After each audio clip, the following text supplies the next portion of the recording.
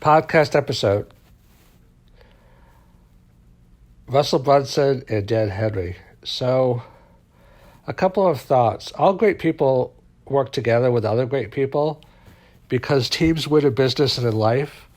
And especially if you want to reduce stress. Sometimes people think business is very stressful, but that's only because they don't have the right team taking away the stress. A case in point of that is Jeff Bezos. Jeff Bezos says that if you're an executive, you shouldn't really have any stress, because if you're having stress, then that means that you're not hiring the right people, you're not managing your team correctly, because your team, if you hire them well and you train them well, they're supposed to do most of the work. That's why Jeff Bezos could actually leave Amazon. It shows that he has no stress from Amazon. If he had stress from Amazon, he would still be there. Jeff Bezos is leaving Amazon because he's learned how to reduce all the stress from Amazon from his life. So you should try that in your business. So Russell Brunson, Dan Henry made his name with Russell Brunson and then branched out on his own. He was one of the quickest to the 8 Comma Club, and now he's done, I think, approximately 11 or 13 million, I forget, of his own courses. And now he's at his own team, which I've been fortunate enough to interact with to a certain degree. And this is not a criticism, because Dan, I think, is much more successful than I am, even though I'm very successful.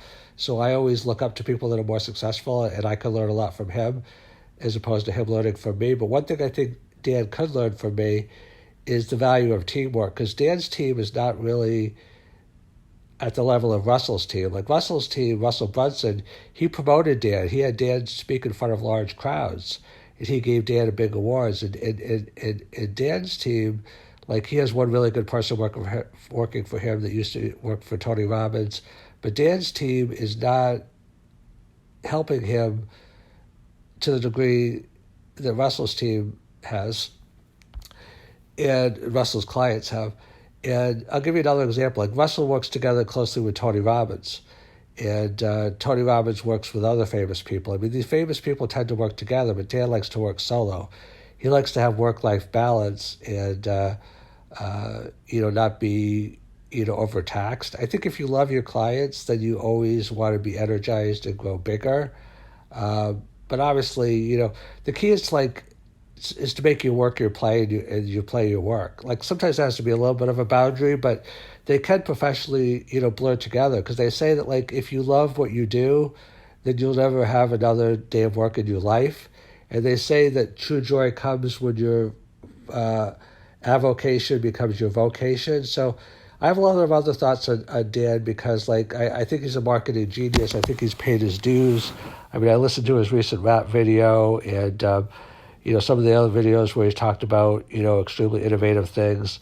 I think, one thing is I went through a few of his programs to just kind of reverse engineer it and read his book and have considered some of his programs, bigger ones also.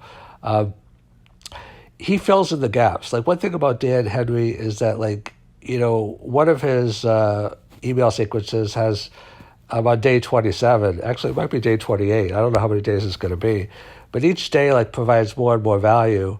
And Dan's not afraid to reinvent himself and do new things. I just wish he had a stronger team.